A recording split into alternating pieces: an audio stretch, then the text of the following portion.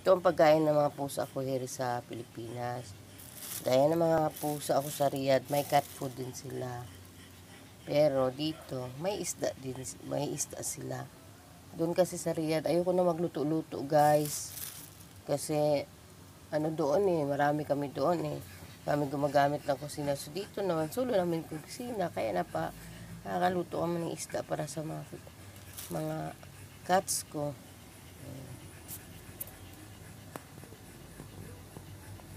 Okay, bye for now. Kung may mga alaga ako sa Riyadh, may mga alaga din ako dito sa Pilipinas. Dito ka kasi hindi kayo magkasya. Dito ka sa kabila. Ano yan? Kanin tsaka dinurog ko na isda. Para hindi sila matinik. Hindi ko sinali yung luto. This is a rice with fish without bones and soup.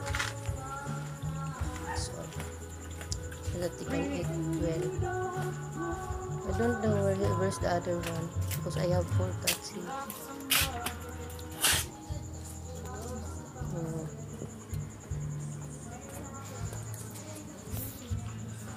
Okay, bye for now. Enjoy your food, ha? I will put water pala.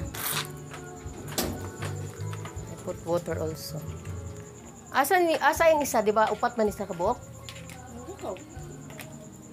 Ano kung kami, 7 minutes na lang. Oh, so diya. Bye for now, guys. Nakakain na sila. Nahanap ko yung isa. Walang isa. I have 4 cats, but I don't know where the other one cat going. Maybe there, outside. Bye for now.